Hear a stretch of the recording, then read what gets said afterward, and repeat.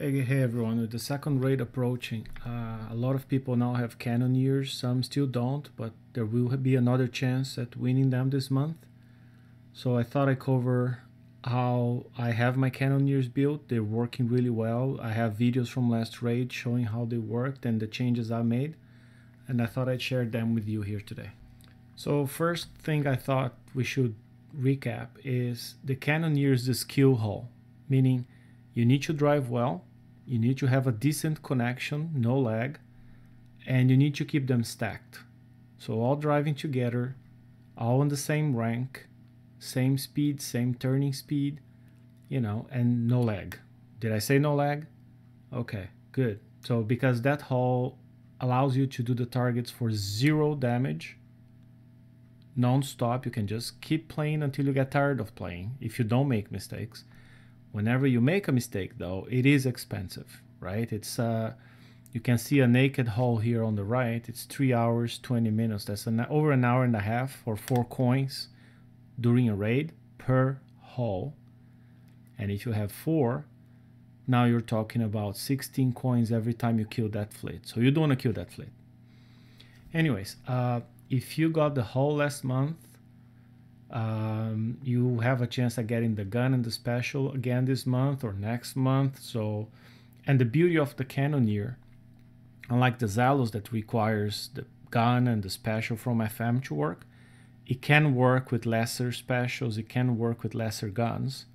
There was a guy on my alliance who was driving only 2 Cannoneers with packs last raid, and he was just grinding 71s non-stop, because they were grindable and they were worth like 400k each.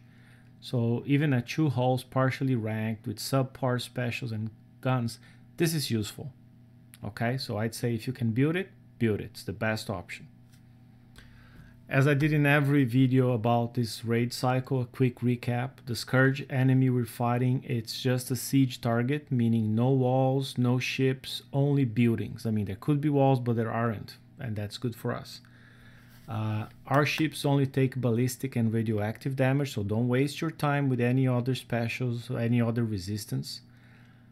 There is a lot of splash involved and shockwaves and the likes, and the Cannoneer is particularly weak against shockwave and splash, so that's why it needs to be very, very fast and just keep moving. Okay?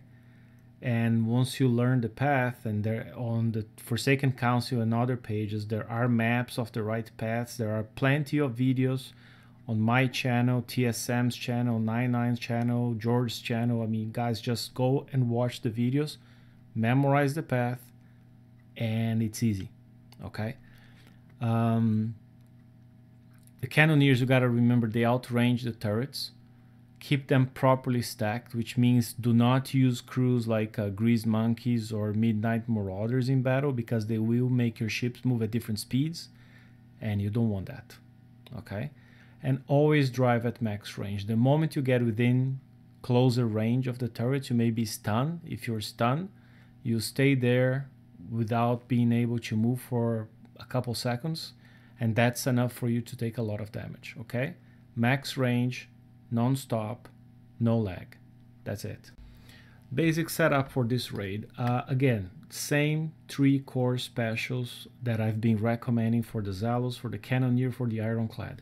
Speed System 5, because you need turn and combat speed. Siege Battery, because you need the turret defense and you need the bonus building damage. And CL3 for both radioactive and explosive and ballistic defense. If you don't have CL3, it's okay to do LA Layered Armor 3, but then you gotta fix the rest with radioactive armor, okay, to bring that one up. If you have the old Highlander Nuclear Cruiser or the old Unshackled Hellhound around, take their engines off, leave them just with like 1 gale or 1 hailstorm so they don't move, and leave them in a corner, but they will give you a buff. They'll give you extra radioactive defense, and it might be useful. Okay? If not, if you were able to get the Harlock Cannoneer, just build that one exactly as you'd build a Cannoneer, stack it together, and that's going to give you an extra ship with some very, very good extra bonuses. And like I said before, even if you only have 2 of them partially ranked with old cannons, old specials, you can still make it work. Okay? Just keep them at the same rank so they travel together.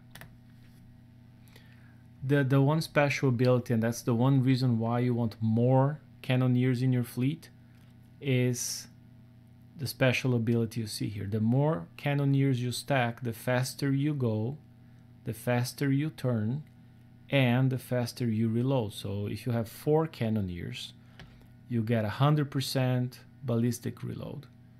That will stack on top of the 50% reload you see here that you get no matter what.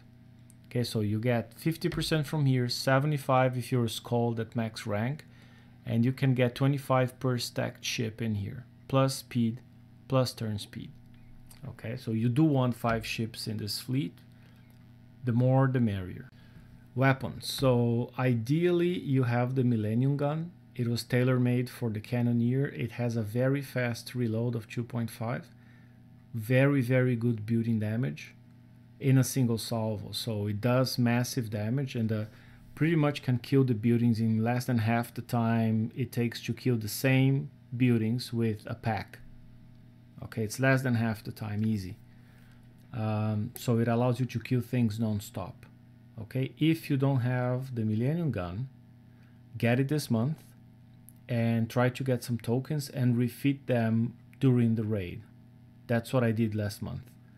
I kept adding them with the tokens. If you don't have them, then use the pack, Particle Accelerator Cannon, or the Arbalest. The pack's better. You know, as long as the range of the cannon is 50, it's good. Do not use shorter range cannons like Earth Shakers or anything like that. Don't. They'll put your Cannoneer in range of the stun and you will get killed. If you have the pack and you can't kill the buildings as fast as you need to, just keep moving and come back to them later.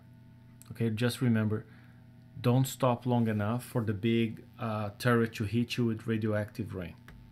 You can stop sometimes, you can watch in the videos, people do stop, but you cannot stop for too long. So for specials, you will need one special to give you range. And again, because speed is key for the Cannoneer, the recommended special is the Nuclear Accelerator. Okay, just because of the combat speed, that's what you get at R15. Plan B, Hardened Barrel 3.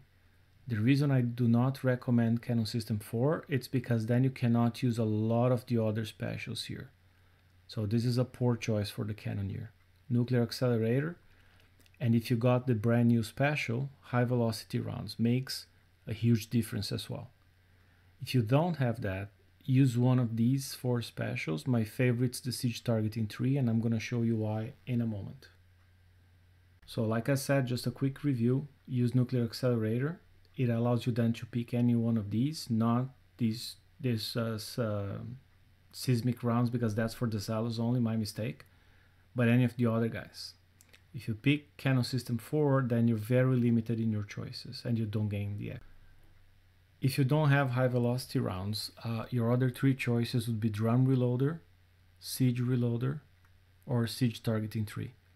I calculated the output, the damage per second on both the Arbalest and the pack using each one of them.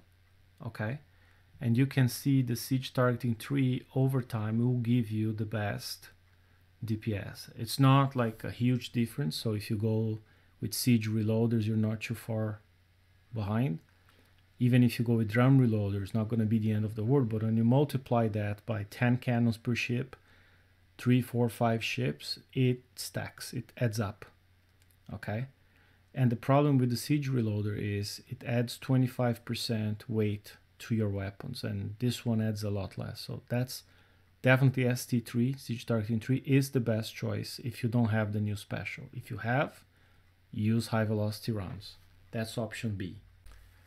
Finally, this is the recommended build. This is what, like if you got the Cannoneer, you got the Millennium Gun and the high velocity rounds, this is what you should use.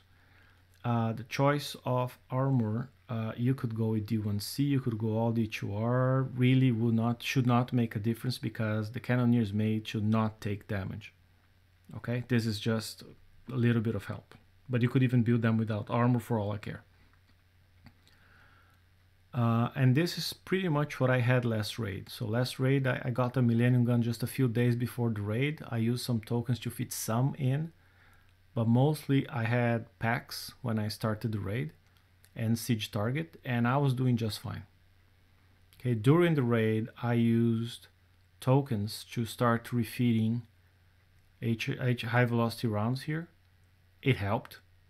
And I've added a few more Millennium Guns since then, although even today my Cannoneers still have 3 packs each, just because I like the occasional big blue boom, and I intend to keep it that way.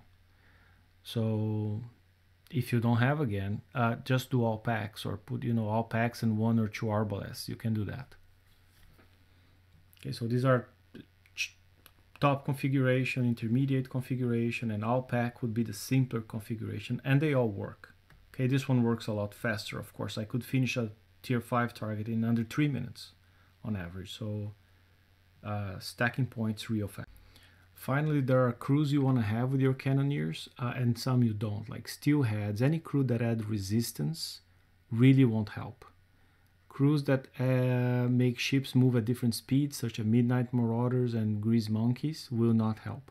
You may use the Grease Monkeys in the dock just for repairs, but do not use it in combat. It's going to mess you up.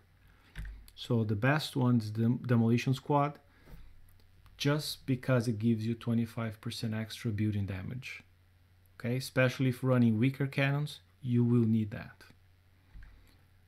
Another good option, Deadeye Destroyers, gives you 15% chance of critical hits. And critical hits deal double damage, so with all those guns firing all the time, you're going to see a lot of crit hits, and it helps. A more common crew, Sea Serpents. You're only going to need this one when you mess up. If those long range cannon turrets fire at you, having the extra 24% evade helps a little bit, and if your ships are not fully ranked, the extra 50% turn speed helps a lot. There's the more common version that gives half the bonuses. It also helps. So either or.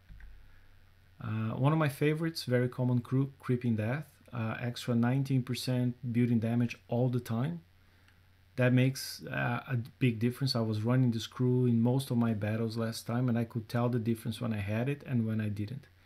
If you don't have Creeping Death, the simpler versions of it would be Fearless Blitzers, with 11% chance of critical hits, so it's kind of like a simple poor man version of Deadeye Destroyers, and the Wrecking Crew, which is the poor man version of the Creeping Death. It gives you 14% build damage, lasts less, but still allows you to probably complete a set or 2 before it expires.